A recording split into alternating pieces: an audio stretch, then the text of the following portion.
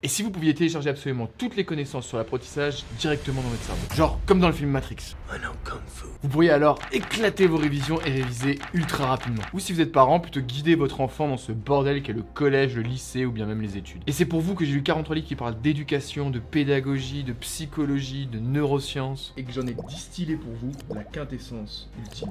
Bonjour à tous, c'est Valentin, j'ai été professeur de l'éducation nationale pendant 5 ans et maintenant ça fait 4 ans que j'aide des élèves à pouvoir réaliser leur véritable potentiel au travers de cours particuliers. Et comme vous l'avez compris, aujourd'hui on va s'attaquer à un gros morceau en identifiant ce qui constitue la base d'un apprentissage efficace. Vous voyez donc cette vidéo comme une vidéo bilan dans laquelle je reprends l'ensemble des connaissances que j'ai extraites de ces bouquins. Et donc l'objectif ça va pas être d'approfondir chacun des points que je vais aborder dans la vidéo, mais bien de prendre du recul pour pouvoir créer un plan d'apprentissage. Le vrai problème quand on se lance dans la lecture de livres qui traitent d'apprentissage ou tout ce qui en est adjacent, c'est que l'on va tomber sur du très bien, du moins très bien et carrément de la merde. Et il faut donc faire le tri entre les conseils tout pétés et les outils qui sont vraiment efficaces. Et ça tombe bien, ce tri, je l'ai fait pour vous. Et c'est pour que vous puissiez organiser tous ces concepts que j'ai créé un modèle que j'ai tout simplement appelé la pyramide de l'apprentissage. Cette pyramide classe les principes les plus essentiels à maîtriser. Et nous allons gravir ensemble chaque marche pour atteindre l'apex de ce moment.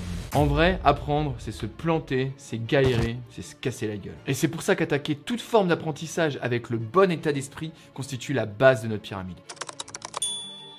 C'est l'état d'esprit qui permet de développer la résilience face à l'échec, de créer de nouvelles stratégies d'apprentissage face aux difficultés et de se forger la motivation de continuer à apprendre. Le bon état d'esprit, c'est apprendre à se relever. Et donc pour ça, je peux que vous conseiller la lecture du livre Mindset de Carol Dweck. Ah ouais, je sais que j'en parle tout le temps, mais ce livre est vraiment génial. C'est dans ce livre qu'elle explique comment adopter le bon état d'esprit pour pouvoir justement rester résilient face aux difficultés d'apprentissage. Elle vous explique vraiment toutes les nuances imaginables pour vraiment pouvoir vous aider à construire cet état d'esprit. Et surtout, elle vous donne des pistes concrètes pour pouvoir l'adopter et l'enseigner au quotidien. Je vais pas plus développer parce que ça je l'ai fait dans d'autres vidéos et je vais vous mettre les liens dans la description. Et d'après elle, ce bon état d'esprit, c'est justement le growth mindset ou état d'esprit de croissance. État d'esprit qui, une fois qu'il est mis en place, permet à l'apprenant de ne pas s'identifier à ses erreurs, mais bien de voir un défi dans chacune de ces difficultés. Une fois que vous ou votre enfant, si vous êtes parent, avez adopté cet état d'esprit, vous avez gravi la première marche de la pyramide de l'apprentissage. Et on va donc pouvoir s'attaquer à la deuxième marche, la concentration.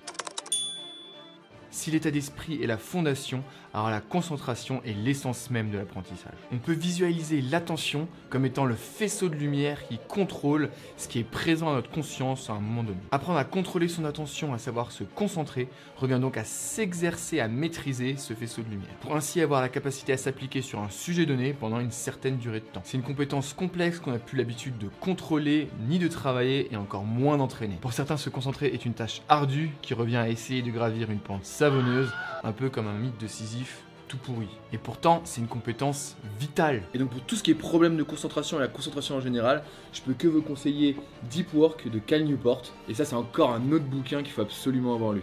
Il y dissèque le principe de deep work, ou travail profond, qui l'oppose au shallow work, ou travail vide. Et votre objectif est donc de développer la capacité à pouvoir atteindre le travail profond, c'est-à-dire un travail sans distraction dans lequel on se lance à corps et âme et qui est réellement efficace. Et pour ça, il va vous donner différents outils que je ne vais pas développer maintenant car je l'ai déjà fait dans une vidéo précédente. Je vous invite donc à regarder le lien dans la description. Une fois que vous avez adopté le bon état d'esprit et que vous avez réussi à apprendre à vous concentrer, vous avez donc gravi la seconde marche de cette pyramide. Et on va donc pouvoir attaquer la troisième qui est tout simplement retenir les informations.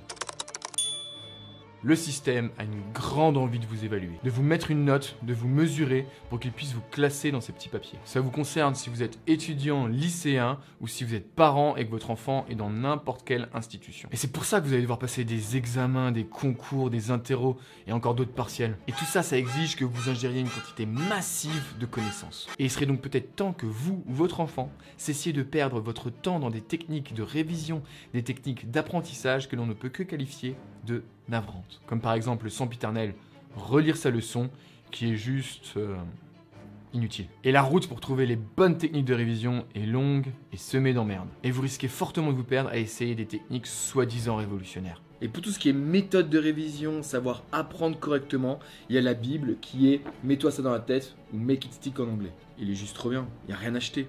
C'est là-dedans que j'ai appris tous les petits trucs pour mettre une stratégie de révision efficace en place. Et ce livre insiste sur un principe qui change tout, c'est le fait de n'utiliser que des techniques d'apprentissage actif. c'est-à-dire des flashcards, refaire des annales, utiliser une fiche questionnaire. Et une fois de plus, je peux que vous conseiller de regarder les vidéos que j'ai fait sur ce sujet, les liens sont dans la description. On y est, vous avez enfin atteint l'avant-dernière marche. Il reste plus que le sommet et tout est fini. C'est justement là que vous allez atteindre la vraie maîtrise. Et c'est justement la marche la plus difficile à franchir. Si les méthodes de révision concernent la mémoire et sa capacité à retenir des informations, ici on va s'intéresser au raisonnement et à la compréhension. En gros, le nec le plus ultra de la connaissance. C'est le moment où l'apprentissage devient subtil, où vous commencez à frôler avec la véritable maîtrise d'un domaine. Et le dispositif le plus efficace pour ça est sans aucun doute la méthode Feynman qui nous vient du grand physicien et prix Nobel éponyme. Je ne vais pas rentrer dans les détails de cette méthode car ça mérite une vidéo en soi. Vidéo que j'ai déjà faite, oui je sais c'est redondant, et dont vous trouverez encore le lien en description. Je viens donc de vous donner le plan nécessaire à la constitution d'une structure d'apprentissage efficace. À vous maintenant de construire de solides bases pour vous ou pour vos enfants. À vous d'entamer, de continuer ou bien de partager l'ascension de cette pyramide. Merci.